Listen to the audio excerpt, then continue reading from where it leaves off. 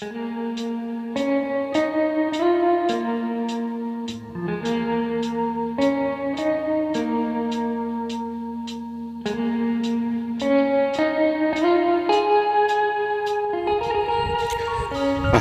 selamat pagi seluruh kakak mbak Yu yang ada di channel YouTube saya.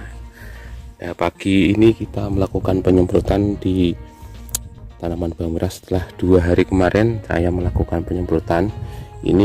Penyemprotan ini saya lakukan karena ternyata cuaca berubah.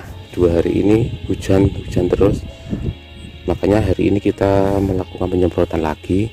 Untuk kondisi sekarang ulat sudah mulai terlihat ada yang menguning, ulat yang masih kecil-kecil, baby ulat, bayi ini ulat cilik-cilik itu akeh sing banyak yang kuning.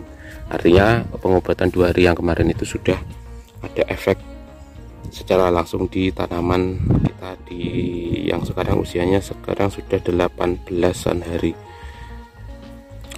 Untuk penyemprotan kali ini itu akan saya tambah juga dengan ada beberapa pertanyaan teman minta diskusi itu. Nah, itu ada yang menanyakan tentang bawang merah yang usia seginian, yang mana dia itu menanyakan tentang manfaat dari penyemprotan ultradap dan magnesium sulfat untuk tanaman di usia seperti ini. Konteksnya apa? Konteksnya dia melihat video saya yang beberapa bulan yang lalu. Ini videonya. Nah, itu kan saya upload tentang proses penyemprotan nutrisi ultradap dan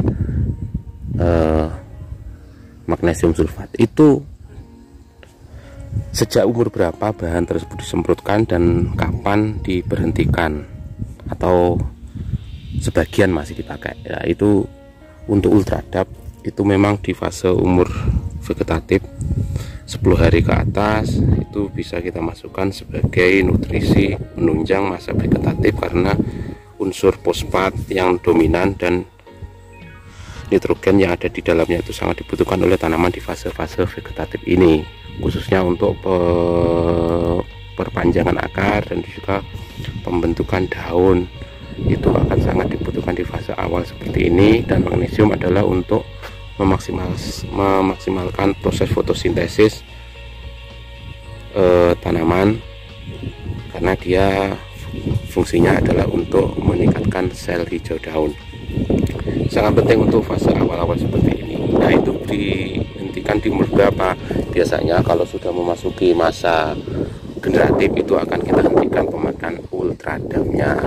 Magnesium bisa kita masukkan lagi di umur 30 ke atas sesekali untuk menunjang hijau daun pada fase vegetatif sehingga bisa tetap bertahan daunnya itu.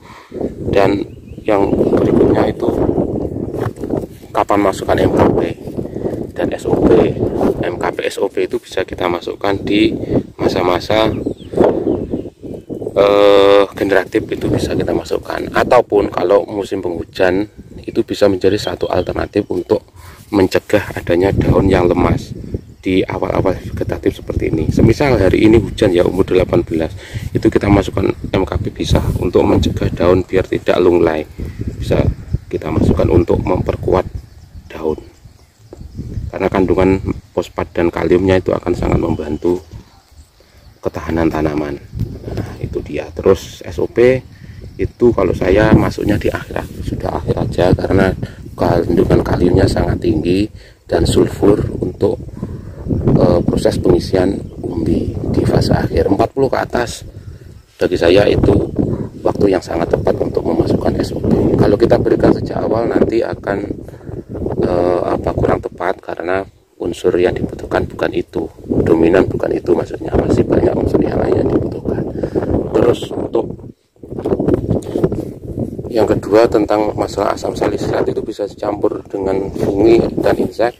Selama ini kalau saya pakai itu saya campur dengan fungi saja, khususnya fungisida kontak ataupun juga dengan kalsium, itu masih bisa.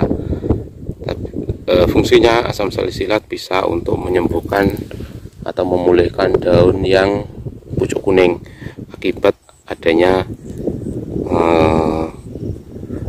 tanaman yang pH-nya ngedrop ataupun nutrisi tidak bisa terserap, untuk pemulihan bisa kita masukkan asam salisilat.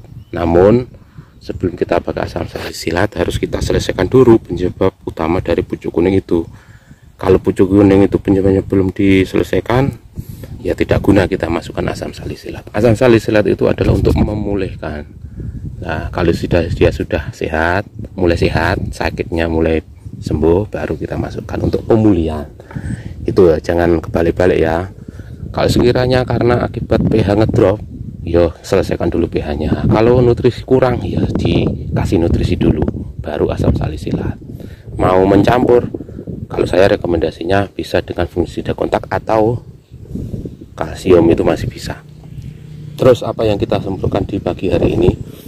Ini adalah untuk memperkuat tanaman karena adanya hujan 2 hari ini. Makanya kita masukkan fungisida spesialis untuk meningkatkan ketahanan tanaman. Selain dia fungisida, dia adalah untuk membangun imun tanaman, membangkitkan imun tanaman, yaitu memakan Bion M. Nah, ini saya kasih 2 sendok. Terus untuk inseknya masih ya Brofrea dengan muncul ini bahan aktifnya metomil ya, metomil untuk pencegahan dini bonorne telur kaper, dan Brofrea untuk penghancur ulatnya. Makanya ulatnya setelah penyemprotan ini banyak yang kuning. Nah, itu maksud saya, kalau sudah kuning artinya dia sudah berkurang. Untuk dosis sesuai label. Mana yang gampang. Dan tak lupa juga saya kasih berkat ini. Ini berkatnya. Kalau ini pemakaiannya 2-3 ml per tangki. Itu yang saya lakukan di pagi hari ini. Oh ya, untuk habis ini nanti akan kita masukkan nutrisi juga, nanti dilihat keadaan. Oh ya, untuk nutrisi itu sebenarnya kita juga melihat kebutuhan tanaman ya. Nggak harus umur sekian harus kasih ini, umur sekian ini. Itu standarnya. Tetapi yang paling penting juga adalah pemberian nutrisi harus menyesuaikan dengan keadaan. Tanaman kadang kekurangan nutrisi di apa, itu baru kita kasih. Walaupun belum waktunya, tetapi kalau itu membutuhkan ya kita masukkan. Itu enggak usah patokan standar, itu standar ya, cuma untuk kebutuhan ya kita lihat kondisi dari tanaman itu sendiri. Kalau ini mungkin rencananya bisa saya masukkan MKP karena kondisinya apa, daunnya lemes karena 2 hari ini koyo motote rada banter iki karena udan apa, ada hujan yang sangat deras terus-terusan. Makanya kita masukkan MKP. Itu standarnya apa, kudune ultra tapi nyapa kok MKP, lihat situasi. Itu ya Kang Bayu yang bisa kita bagikan hari ini. Dari saya Akhirul Kalam, wassalamualaikum